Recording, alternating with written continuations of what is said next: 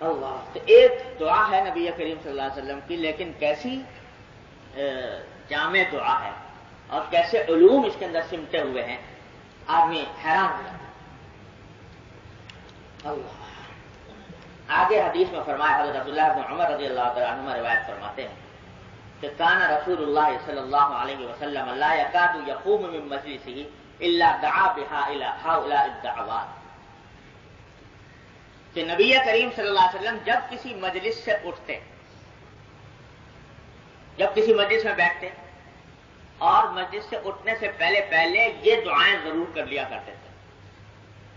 بہت کم ایسا ہوتا تھا کہ کسی مجلس میں یہ دعائیں نہ کی ہوں، تقریباً ہر مجلس میں یہ دعائیں فرما لیا کرتے تھے۔ کیا دعائیں ہیں؟ اللہم اقسم لنا من خشیتک ما تحول به بیننا وبین معاصیک، یہ بھی عجیب غریب دعائیں ہیں، اچھا ہے یاد کر لے انسان اور بکثرت کیا مانگا کر یہ دعائیں۔ کیا دعا؟ اللہم اقسم لنا من خشیتک ما تحول به بیننا وبین معاصیک، اے اللہ آپ اپنی خشیت یعنی اپنا خوف ہمیں اتنا عطا فرما دیجئے کہ وہ خوف ہمارے اور گناہوں کے درمیان حائل ہو جائے، اتنا خوف عطا فرما دیجئے کہ وہ ہمارے اور گناہوں کے درمیان حائل ہو جائے۔ کہاں سے لائے گا کوئی لفظ مانگنے کے لیے جو نبی کریم صلی اللہ علیہ وسلم نے مانگ دی ہیں باتیں؟ اے اللہ اتنی خشیت عطا فرمائیے اپنی کہ وہ آپ کی معصیتوں کے اور ہمارے درمیان حائل ہو۔ میرے والد ماجد صلی اللہ تعالیٰ سے اللہ تعالیٰ ان کے درجات بلند فرمائیں، انہوں نے ان کی بات یاد آئی اسی دعا کے بارے میں، فرمایا کرتے تھے کہ دیکھو نبی کریم صلی اللہ علیہ وسلم کی دعا یوں نہیں فرمایا صرف کہ اللہ اپنی خشیت عطا فرما دی یا اپنا خوف عطا فرما دی، یا یوں نہیں فرمایا کہ جتنا خوف ہونا چاہیے اتنا عطا فرما دیجیے، بلکہ یہ فرمایا کہ اللہ اتنا خوف دیجیے کہ وہ معصیتوں میں رکاوٹ بن جائے، بس اس سے زیادہ نہیں چاہیے۔ کیوں؟ اس واسطے کہ اللہ کا حقیقی خوف کامل اگر انسان کے اندر پیدا ہو جائے زندہ نہیں رہ سکتا۔ حقیقی خوف اگر اللہ جل جلالہ کی عظمت و جلال، اس کی قدرت، اس کے عذاب کا حقیقی خوف اگر انسان کے اندر پیدا ہو جائے، انسان برداشت نہیں کر سکتا۔ اس واسطے فرمایا کہ اتنا خوف دیجئے کہ جس سے آپ کی معصیتوں میں رکاوٹ پیدا ہو جائے، کہ جب معصیت کا خیال آئے، گناہ کا خیال آئے، وہ خوف بیچ میں رکاوٹ بن جائے، معصیت کرنے نہ دے۔ اتنے خشیت، تو معلوم ہوا کہ خشیت اتنی ہی چاہیے، اتنی ہی چاہیے خشیت، اس سے زیادہ نہیں۔ اسی واسطے بزرگوں نے فرمایا، امام غزالی رحمۃ اللہ علیہ نے احیاء العلوم کے اندر جو باب ایک پورا باب ہے ان کی کتاب میں، باب الخوف، اللہ تعالیٰ کا خوف،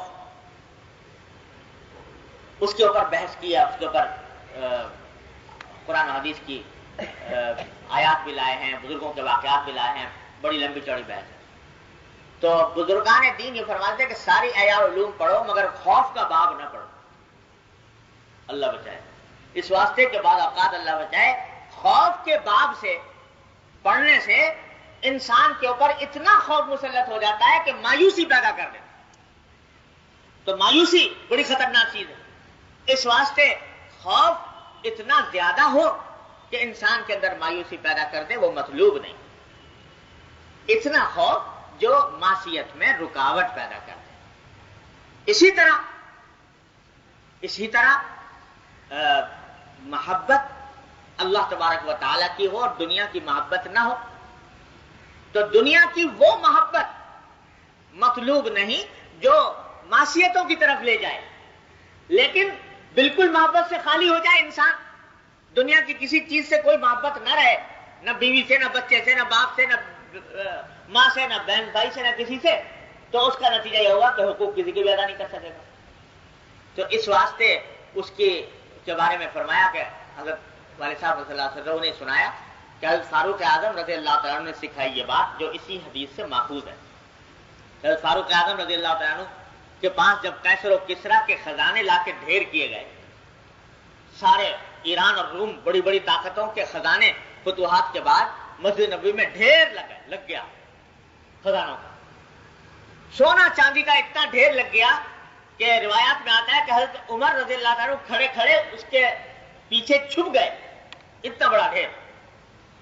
تو جب وہ سامنے آیا تو حضرت فاروق اعظم نے فرمایا رضی اللہ تعالی عنہ ان کو دیکھ کر کہ یا اللہ ایسا تو ہو نہیں سکتا اور نہ بظاہر مناسب ہے کہ اس دنیا کے مال و دولت کی محبت بالکل دل سے نکل جائے، کیونکہ آپ نے خود قرآن میں فرمایا زُيِّنَ لِلنَّاسِ حُبُّ الشَّهَوَاتِ مِنَ النِّسَاءِ وَالْبَنِينَ وَالْقَنَاطِيرِ الْمُقَنطَرَةِ مِنَ الذَّهَبِ وَالْفِضَّةِ کہ اللہ تعالیٰ نے خود دل میں پیدا کی ہے محبت عورتوں کی، بچوں کی اور سونا چاندی کی.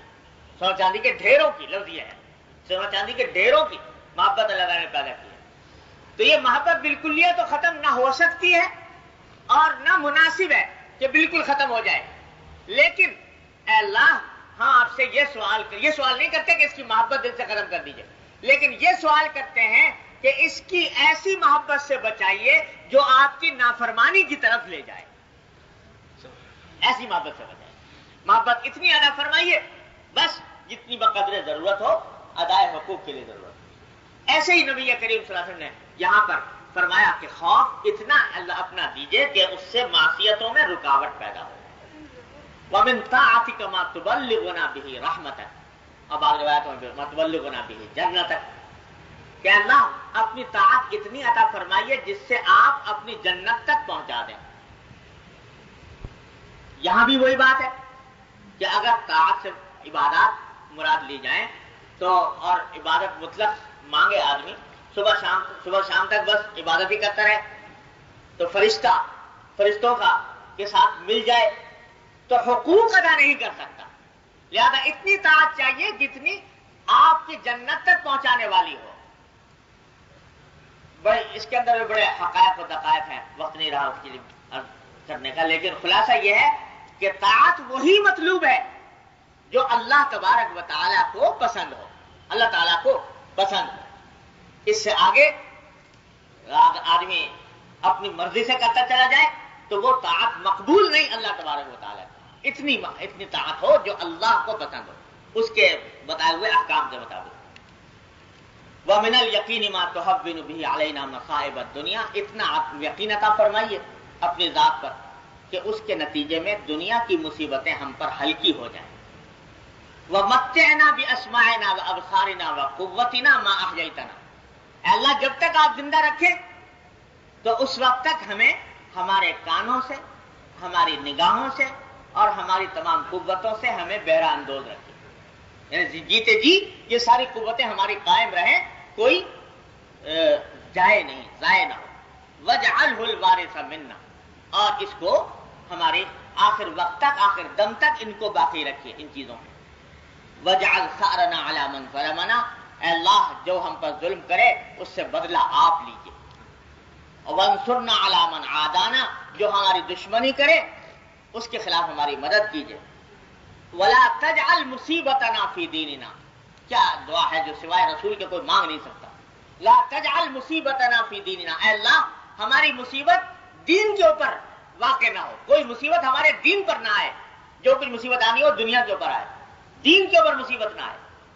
وَلَا تَجْعَلِ الدُّنْيَا أَكْبَرَ هَمِّنَا وَلَا مَبْلَغَ عِلْمِنَا وَلَا غَایَةَ رَغْبَتِنَا اور اے اللہ دنیا کو ہمارا سب سے بڑا سوچ کا فکر کا سبب نہ بنائیے کہ ہر وقت دل و دماغ پر دنیا ہی کی سوچ مسلط رہے، اور نہ ہمارے علم کی انتہا دنیا کو بنائیے کہ سارا کچھ علم دنیا کا ہے اور دین سے متعلق کچھ نہیں. وَلَا تُسَلِّطْ عَلَيْنَا مَن لَّا يَرْحَمُنَا اور اے اللہ ہم پر کوئی ایسا شخص مسلط نہ کیجیے جو ہم پر رحم نہ کرے. یہ ہے دعا جو فرمایا کہ ہر مجلس سے اٹھنے سے پہلے تقریباً حضرت صلی اللہ علیہ وسلم یہ دعا فرما لیا کرتے تھے.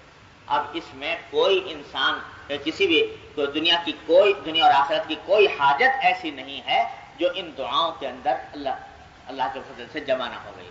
اللہ تبارک و تعالیٰ اپنی رحمت سے ان ساری دعاؤں کو ہمارے آپ کے حق میں بھی اپنے فضل و کرم سے قبول فرمائے.